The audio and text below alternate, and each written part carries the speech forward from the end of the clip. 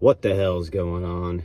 It's your boy Dave, and this is going to be my predictions for UFC Fight Night, Amanda Lemos versus Verna Jandiroba, live from the 1991 Ford XLT Lariat, aka my recording studio. I'm going to be going through the card, start with the beginning, starting with the prelims and ending with the main event. So without further ado, let's get into it. We got Muhammad Usman versus Thomas Peterson. This is a tricky fight because Thomas Peterson, I think I see a lot of talent. He's younger. I think he's probably quicker on the feet. He's probably got better boxing, but he likes to wrestle, and I don't think he's going to be able to wrestle Muhammad Usman. Usman, he's awkward on the feet. Like, he's kind of stiff, his legs. He kind of walks around like a big old baby. But he's got good power, and he gets hurt, but he recovers. And I don't know if Thomas Peterson is going to be able to just put him on the back foot like he likes to. And I think if they're out at range trading, I think even if Peterson's landing, I think Usman might be able to land the bigger shots, and the judges might like that. But this could be a really boring ass fight in the clinch. Honestly, I would not bet on this either way, but maybe if the odds of them going to decision are good, take it, because Usman, although like I said, he gets rocked. He got shook up by Junior Tafa, or I think it was Junior Tafa. He was able to stay in there and get takedowns and get control. But that fight obviously is controversial, but I hate to do it, but I'm going to go Muhammad Usman. I just don't like to pick him because his striking is so bad, but I don't think Thomas Peterson's going to be able to control him and get his game working, pressing him up against the cage and stuff. And I think Usman's going to be able to kind of negate the clinch and occasionally land the bigger, wider punches that will convince the judges. So I'm going to go Muhammad Usman by split decision, but not confident at all. Next fight up the card, we got Luana Carolina versus Lucy Pudilova. I'm going to keep it 100 with you guys. I didn't watch either of these girls' fights before I'm predicting this, so I'm just going pure vibes. And my vibes are Luana Carolina is on a 2-fight win streak. Lucy Pudilova is on a 2-fight losing streak. And I'm going to bet that trend continues. Yeah, they're both kind of a mess, but I think Luana Carolina's size will probably give her an advantage, even though I think Lucy Pudilova is pretty good on the feet. I just have a feeling that Luana Carolina is going to stink this one up. So we're starting off hot on this fucking card with two absolute not entertaining fights, in my opinion. But we'll see. Could go either way. But I'm going to go Luana Carolina by decision. Next up, now we're talking. We got Loic Radzahabov versus Trey Ogden. Tough fight. If you don't know Loic Radzahabov, go watch his fight versus Esteban Ribovics. There's a part where I think it's him is just completely grabbing onto fucking his cup, his dick, and the ref's like smacking his hand off. That was one of my first videos I ever posted. It got like 1 million views before it got copyright, whatever the hell. But anyways, Radzahabov is a tank, big, giant monster, jacked as hell. Trey Ogden is more of a elusive, all-rounded. He can strike, he can wrestle, he can grapple. He has good jiu-jitsu.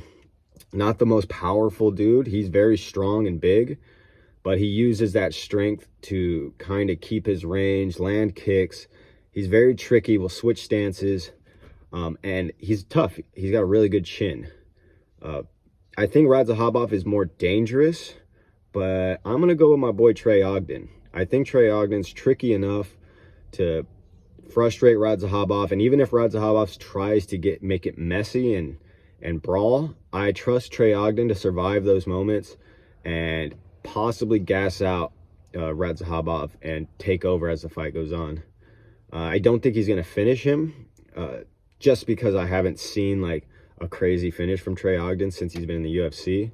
He seems to like to play it safe, and he will win a decision. So, or he will gladly win a decision. So I'm gonna go Trey Ogden. I think this is an underdog, but yeah, I'm gonna go Trey Ogden by decision. I got 3 decisions on the first 3 fights. So let's hope I'm wrong. Moving up, Miranda Maverick versus Dion Barbosa. Going Miranda Maverick. She's actually pretty good on the feet. She gets a little lost in the sauce, and people that are able to mix it up on her and deal with her physicality can give her problems. But I don't see that happening with Dion Barbosa. She was training for Tracy Cortez, so I have a feeling that she's put in the work to deal with wrestling and to deal with a good boxing game. And I think Tracy Cortez is better than Barbosa everywhere. That's just my opinion.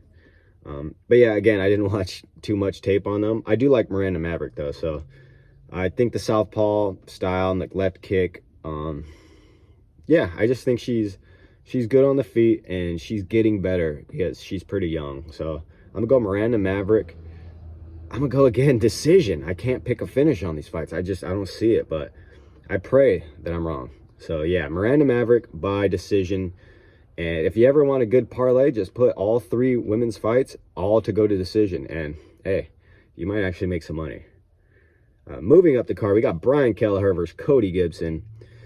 This is a weird fight. 2 veterans, 2 dudes that have been around. They've got over 35 fights each, I believe. Kelleher coming off that knockout loss to Cody Garbrandt, and Cody Gibson, I forgot his last fight, to be honest. But I'm going to go Cody Gibson. I think he's tougher than Kelleher. I think Kelleher, if he can initiate the grappling and get on top of Gibson and just control him and land good shots, he has a good chance of winning this fight. But he hasn't looked great lately, so I can't pick him. And I think Cody Gibson, he looks the same. He's looked the same. He's still tough. He's scrappy. He'll get out there. And yeah, I think this is going to be a good fight. I actually don't know if this one goes to decision. So I'm going to go Cody Gibson by TKO. But this is a long shot. I don't know. I just have a tough time picking Kelleher after what I've been seeing. He is good, though. Don't get me wrong. He's not, like, bad. But I just think the shit's catching up with him. And after that big knockout loss, I don't know how he's going to come back. So I'm going to go Cody Gibson. I'm going to go by 3rd round TKO. But just because I don't want to pick another decision. So, yeah, I'm going with Cody Gibson. But, again, this is a weird fight. I think they're very evenly matched. All right, moving up. We got Haider Emil versus Zhang Young Lee. This is tough. I like Haider Emil. I think he's really good. Did get rocked by Fernie Garcia, I believe. So that's not a great sign, but Fernie Garcia was very fast. Zhang Young Lee looks very powerful, very athletic. Both guys are young in their careers. Haider Emil undefeated. Zhang Young Lee, I think, only has 1 loss. So this is kind of a coin flip, in my opinion. It's basically who do you see with more potential. And honestly, I think I'm going to have to go. I'm just leaning Zhang Young Lee for some reason. But I'm going to go Haider Emil. I trust him to not get knocked out. And if he puts the pressure on Zhang Young Lee, I can see him really starting to wear on him. And if he cannot get wiped out, then I think he's got the tools, the cardio, and the physicality to push that pace on Zhang Young Lee and possibly finish him. So I'm going to go Haider Emil by 3rd round TKO. That's a tough one, though. In my opinion, that's a very evenly matched fight. Next fight, Doo Ho Choi versus Bill Algeo. Doo Ho Choi has not looked the same ever since that Cub Swanson fight. You had that 2-year break for the South Korean military service. Came back. Still didn't look that great. He's been knocked out quite a few times. He gets rocked in fights. Bill Algeo is tricky on the outside. And yes, he is coming off his first TKO loss. But he was still standing. You know, he didn't get flatlined out cold. He's insanely durable. And I don't think Doo Ho Choi has the versatility of what's his name? Kyle Nelson. I couldn't think. And I just think Bill Algeo, he's just got more tools. And plus his chin and his ability to mix it up, I'm going to trust him to be able to avoid the big power of Doo Ho Choi and to work him on the outside. And if Doo Ho Choi gets sloppy and reckless, I can see Bill Algeo putting him down. But I'm going to go Bill Algeo by decision.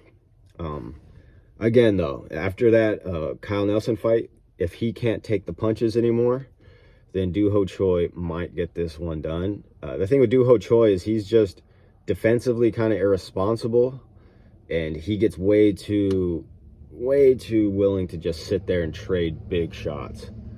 And Bill Algeo's chin, like I said, is still, in my opinion, I don't think it's cracked. So I'm gonna go Bill Algeo by decision, but that should be a really good fight, honestly.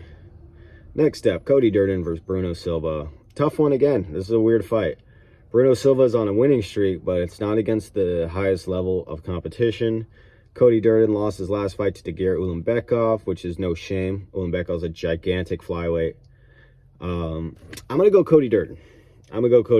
I think his aggression, I think his pace, I think his willingness to grapple and to mix it up, use his striking into grappling, is going to give Bruno Silva some pause. Bruno Silva's not going to be able to sit and counter. And yeah, I just think the level of competition's been higher. That doesn't always translate to meaning you're a better fighter. Sometimes fighting guys, it's kind of like grappling with white belts. I've seen higher belts get better from just smashing on white belts, and it can do good things for your confidence, which is one of the most important things. So again, tough one. I don't think Cody Durden's that good, but I just trust stylistically for him to be able to outwork Bruno Silva. And if he can avoid getting finished, I think Cody Durden is going to take over this fight as it goes on, unless he's mentally not who he was. So I'm going to go Cody Durden by decision, but not very confident. Next fight, Kurt Holobaugh versus Kenan Kruchevsky. I don't know how to say his name. We're going Kurt Holobaugh by knockout. I just don't think that Kruchevsky's Muay Thai style, very plodding, very linear striking, teeps, knees, very Muay Thai, like almost pure Muay Thai. And Kurt Holobaugh is aggressive, and he will get in your face, and he has way better boxing. And Kruchevsky got knocked out cold in his last fight. And I just think Kurt Holobaugh is going to replicate that. I don't think Kruchevsky's that great. He's a big guy, and he's really physically strong, but Kurt Holobaugh has been there, done that, and he's seen it all. So I'm going Kurt Holobaugh, first or second round knockout. I don't know which round, but if he can get inside and land that right hand, I don't think Kruchevsky's going to be able to take it. So I'm going Kurt Holobaugh by knockout. Here we go. Fight of the night, in my opinion. Steve Garcia versus Sung Woo Choi. If this goes to decision, the world is truly in a bad place. Steve Garcia, super violent southpaw, great left hand, super aggressive, like to a fault, honestly. I've doubted Steve Garcia in every single fight I've picked. I've like predicted him in, and he's made me look silly each time. I thought Meziquel Costa was going to be able to keep away from him. Nope, he still managed to get in there, land that shot. I thought Shailene Nerdy was going to finish him, survives, gets up, and finishes him. Sung Woo Choi, he's just kind of does the same shit. It's like he gets like pigeonholed into landing certain shots, and specifically is his left hook. He loves his left hook. The left hook against Garcia is viable, and basically I think this fight, both guys will probably get hurt. Sung Woo Choi, he does have good recoverability, but he does get dropped. He got dropped like 3 times versus Josh Kaliba. Steve Garcia as well has been hurt in a lot of his recent fights, but he's managed to tough it out. And I just think the aggression and I think the aggression and the fact that Sung Woo Choi loves to just trade shots, I trust Steve Garcia's boxing more than Sung Woo Choi. I think it's smoother, and I think he's willing to mix it up a little bit more.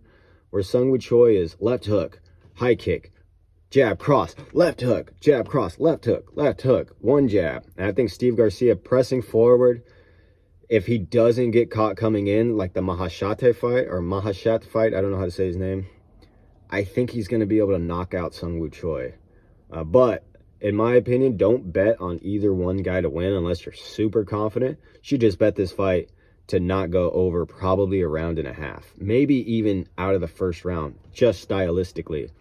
I will say, however, if someone decides to grapple, that would surprise me, because both dudes are kickboxers and both dudes love to bang. So fight of the night, I think this is going to be a war. I'm going to trust Steve Garcia to come out on top, but this is mainly because I always pick against him and he wins. So fuck it, I'm going to pick him this time. And now he's going to lose by vicious KO. Damn it. But yeah, I'm going Steve Garcia by knockout. Moving up, Brad Tavares versus Jun Young Park. This is a tough one. Brad Tavares, amazing takedown defense. Jun Young Park loves to push guys against the fence and use takedowns. The thing with Brad Tavares is he gets so caught up defensively sometimes. It's like he forgets to sit on his punches and try to knock people out. And he allows himself to be pressured. Jun Young Park loves to pressure. Not the most athletic guy, but very durable and good cardio. He'll keep coming. That last fight against Andre Muniz, though, he just couldn't stay out of the grappling because it's just his instinct. And even though Muniz had he was less dangerous on the feet, Jun Young Park still would crash into the clinch, even though he was losing the grappling every time. It's just his game. He loves to clinch, dirty box, put you up against the fence. Decent boxing, not the most powerful, but very consistent and a great pace. Brad Tavares, great takedown defense, but he doesn't finish a whole lot of people. He's a decision guy, and I don't think against someone with the output like Jun Young Park, you can afford to back yourself up against the fence and be super low output.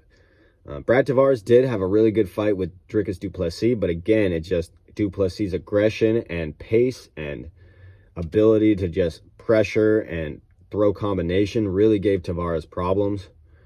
And then his last fight against RoboCop, again, got pressed against the fence, was landing shots, and even though RoboCop gets hurt a lot, he couldn't even hurt him. So I don't think he's going to be able to back Jun Young Park off and finish him. And I also don't think Jun Young Park's going to be able to take him down. So I see a kind of a grindy-ass fight where it's not really clear who won, but I'm going to trust the Iron Turtle, Jun Young Park, to squeak out a decision here. But if Brad Tavares' chin is gone, then I can see Jun Young Park catching him and then just flurrying on him and finishing him. But I can't predict that. So I'm going to go Jun Young Park by decision. Main event of the evening, Amanda Lemos versus Verna Jandiroba. Tough fight. Lemos is going to have the striking advantage on the feet. She's quick. She has really good movement. Good power, obviously. Verna Jandiroba, not very good on the feet, but really strong on the ground and durable and tough. And she's pretty smart, honestly. She knows how to keep her distance and initiate the takedowns when she has to.